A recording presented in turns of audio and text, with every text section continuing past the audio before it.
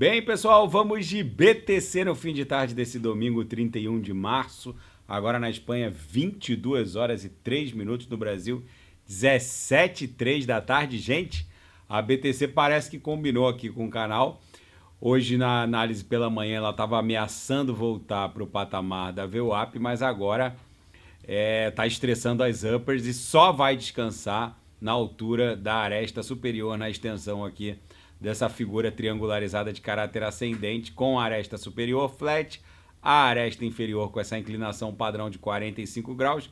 Então a BTC deve bater 71.600, talvez 71.700. No 6 horas, essa movimentação está muito clara. A gente está desenhando uma sequência de corpos reais compradores no 6 horas, que só deve arrefecer no patamar de 71.600, 71.700. Ambas as exponenciais curta e lenta estão escalando aqui para os quadrantes mais tópicos da métrica nesse momento. No diário, falta pouco para a gente romper de forma ascendente a nossa cunha triangularizada, que é a onda 4. Tudo vai depender de como o DXY vai abrir. O DXY, que está numa sequência quase que inacreditável de corpos reais compradores. O DXY mede a força do dólar norte-americano contra uma cesta de divisas e guarda uma relação movimentacional de inversão com a BTC. Ele fez 1, 2, 3, 4, 5, 6, 7, 8, 9, 10, 11 corpos reais compradores sucessivos. Agora até o Banco Central japonês avisou que vai intervir no câmbio se o iene japonês continuar se desvalorizando frente ao dólar. Isso deve fazer a BTC explodir aqui num pump espasmódico, desenhando a nossa onda 5 em direção a 100 mil dólares. Como hoje é o último dia do mês de março, o nosso monstruoso Morobuzu, que são corpos reais extensos, no caso um extenso corpo real comprador, vai trazer os irmãozinhos aqui no mensal e levar a BTC para 100 mil dólares. Lembrando que a principal característica de um Morobuzu é nunca aparecer sozinho, sempre vem com os irmãozinhos. E é isso que vai levar a BTC para 100 mil dólares. Na projeção, a nebulosidade esverdeada segue ganhando bastante espessura aqui no mensal, o que denota que essa nossa pernada de número 1 no mensal está longe de terminar. Na verdade, vai buscar os 100 mil dólares. Na seara fática, um aumento de 12% na cotação da BNB. Será que a BNB teria condições de flipar a ETH? Na minha opinião, isso não é factível.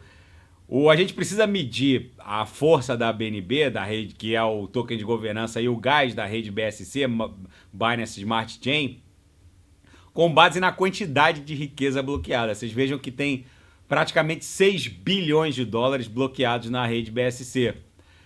E na rede ETH tem 53 bi de dólares. A rede BSC segue batendo sucessivos recordes em termos de novos public addresses ativos, enfim, mas não se compara com o volume de riqueza bloqueada na rede ETH. Ou seja, apesar dos entusiastas da BNB acreditarem que ela pode flipar a ETH, na minha leitura, dificilmente alguma altcoin teria condições de flipar a ETH ou transpassar o market cap da ETH, pelo menos nesse ciclo. E nos próximos ciclos isso também seria muito difícil, porque a própria ETH está resolvendo, com muito atraso, mas está resolvendo os seus problemas de escalabilidade. A última atualização da ETH, a Dencun, que criou a tecnologia de charging, fez diminuir bastante as taxas de gás. Continuam muito altas, mas fez diminuir bastante. E o fornecimento de stablecoin explodiu 20 bi desde janeiro. Isso é um forte indicador de que há uma montanha de dinheiro represada em direção ao mundo cripto. Isso que a gente está entrando agora no mês do halving da BTC. A gente está a poucas horas do mês de abril e é o mês do halving, onde haverá um colapso ainda maior na oferta de BTC.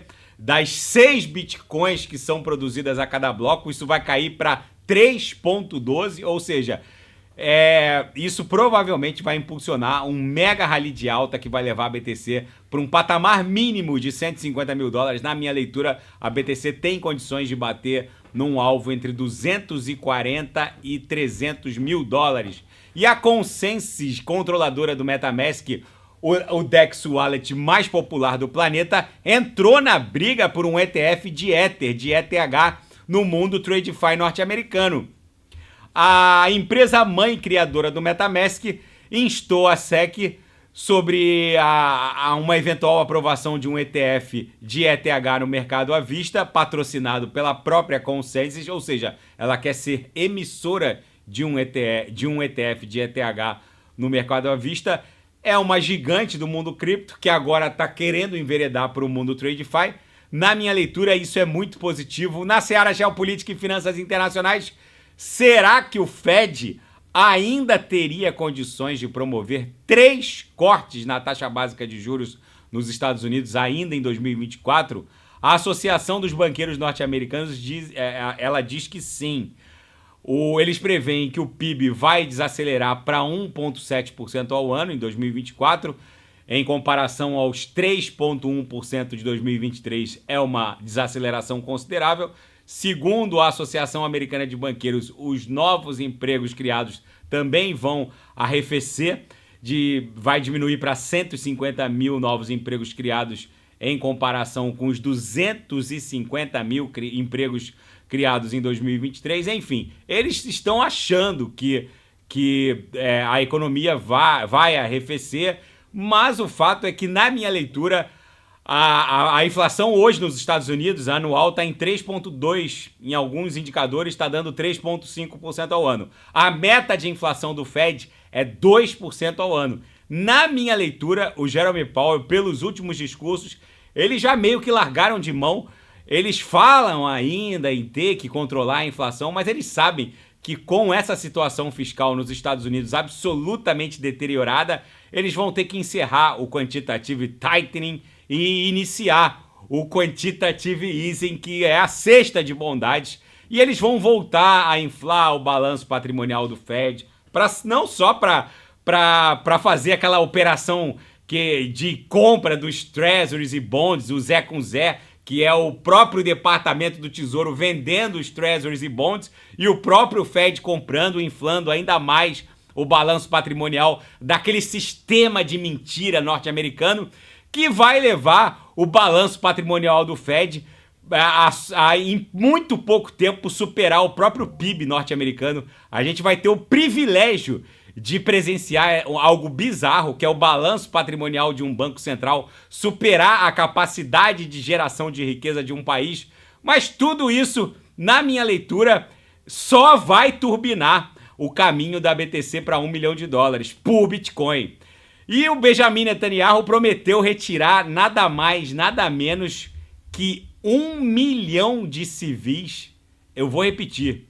O Benjamin Netanyahu prometeu nesse final de semana retirar nada mais, nada menos que 1 milhão de civis palestinos de Rafah, para depois incursionar dentro da cidade e exterminar até o último integrante do grupo terrorista Hamas. Eles estão equipando o exército israelense com um sistema de leitura facial em que eles vão identificar cada um dos civis removidos pelo nome e vão exterminar cada integrante do Hamas. E isso vai acontecer em muito pouco tempo, segundo Benjamin Netanyahu. Vai ser uma operação, segundo eles, absolutamente cirúrgica. Vamos ver. E a França, depois de ameaçar enviar tropas francesas para a Ucrânia, depois disse que não enviaria.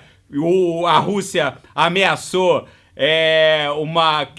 criar um Armagedon nuclear. Agora a França diminuiu bastante o tom e vai enviar veículos blindados antigos, ou seja, cacareco, e mísseis também, que é meio que cacareco também para a Ucrânia. Enfim, gente, o mundo tá virado numa hecatombe nuclear. Para a BTC isso é muito bom.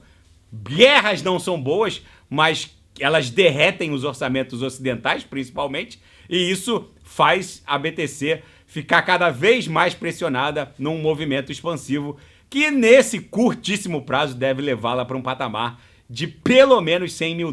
Tá bom, pessoal? Se nada fugir do script, eu volto amanhã para analisar a própria BTC. Fiquem com Deus e quem quiser sugerir é só colocar nas mensagens abaixo. Até amanhã. Grande abraço, fiquem com Deus.